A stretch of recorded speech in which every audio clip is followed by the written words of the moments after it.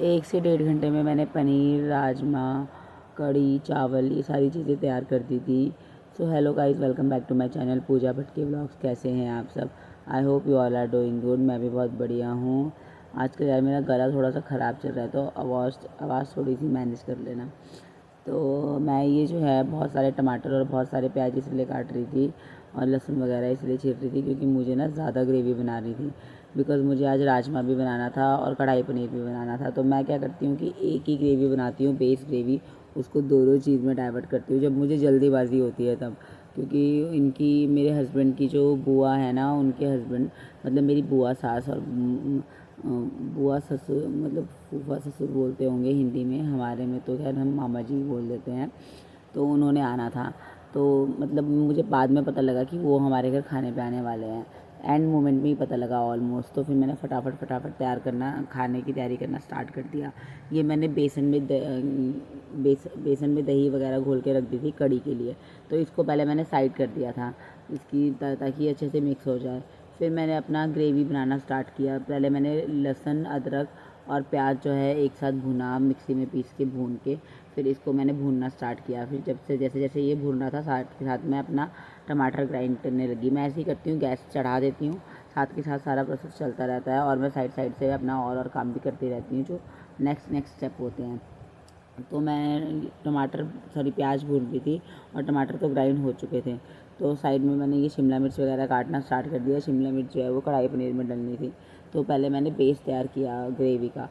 तो इस बेस में मैंने वही जो बेसिक होता ही है, टमाटर, प्याज, अदरक, लहसुन का जो पेस्ट बनता है, जो ग्रेवी बनती है, ये बेसिक ग्रेवी होती है। ये पता ही होगा सबको, सबके घरों में बनती होगी। इसमें मैंने मसाले वगैरह सारे डाल दिए थे। फिर मैं अच्छे से इसको भूनने लगी। भूनने में थोड़ा टाइम लगता है क्योंकि जितना अच्छा भूनते हैं उतना ज़्यादा टेस्टी मतलब ग्रेवी बनती है। तो देखो ये सारा का सारा तेल जो है वो छोड़ रही थी ग्रेवी। तो जब तक तेल ना छोड़े ना तब तक इसको भूनते रहना चाहिए। तब मतलब बोलते हैं कि तब तक मसाले अच्छे से नहीं भूनते जब तक आप इसको तेल ना छोड़े ये ग्रेवी अच्छे से ना। तो साइड में मतलब इसको मैं भून ही रही थी और साइड में मैं अपना चटनी की तैयारी करना स्टार्ट कर दिया। ये पुदीना लेके आए थे, तो पुदीना, हरी मिर्च, टमाटर, प्याज की चटनी बनाई मैंने। ये चटनी जो है ये मेरे को बहुत पसंद आती है क्योंकि इस चटनी में ना नॉर्मल बेसिक कुछ डलता, इतना वैसा कुछ होता तो है नहीं। सिंपल सारी चीज़ें मिक्सी में डालो और ग्राइंड कर लो। तो जब तक ग्रेवी हो रही थी फिर मैंने ये वाली चीज़ भी साइड बाय साइड अपने प्रोसेस में रखी। चटनी बन चुकी थी, ग्रेवी भी ऑलमोस्ट बनी गई थी। फिर इसी ग्रेवी को मैंने 2 भाग में वो करना था डिवाइड। इसमें मैंने एक में मैंने राजमा बनाने थे। तो राजमा के लिए मैंने अलग से जिस बर्तन में मैंने राजमा बनाए थे उस बर्तन में मैंने ग्रेवी डाल ली और बाकी ग्रेवी मैंने कढ़ाई पनीर में यूज़ कर ली थी। तो 2 कढ़ाई मैंने चढ़ा दी थी। ये तीसरी कढ़ाई जो मैंने अभी फिर से चढ़ाई, इस कढ़ाई में मैंने कढ़ी की तैयारी स्टार्ट कर दी थी।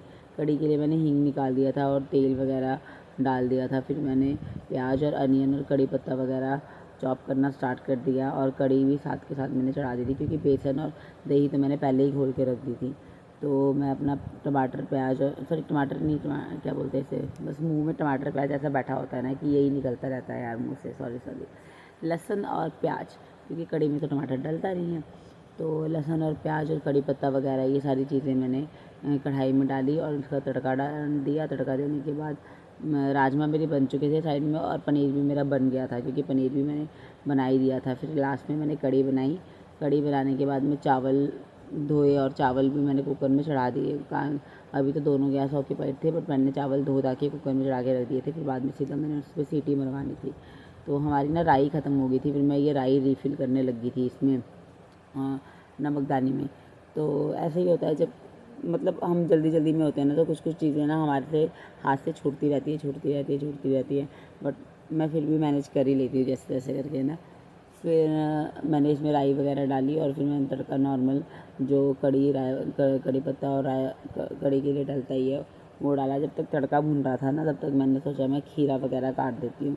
तो खीरा काट दिया था सैलेड के लिए मैंने, और प्याज वगैरह भी काटा था बट वो मैं दिखाना भूल गई इसमें ना। और पपीता जो है वो मैंने सैलेड के लिए काटा था, क्योंकि सैलेड के लिए नहीं, सॉरी, ऐसे ही नॉर्मल खाने के लिए। क्योंकि पपीता जो है वो मामा जी को अच्छा लगता है और हमें भी अच्छा लगता है, हम तो खुद खाते ही हैं। बट ये है कि वो शुगर के पेशेंट है ना, डायबिटिक हैं, तो उनको क्या बोलते हैं, पपीता जो है खाते हैं वो। पपीता वैसे भी सारे डायबिटिक पेशेंट खाते ही हैं। तो पपीता काट रही थी मैं सबके लिए ना।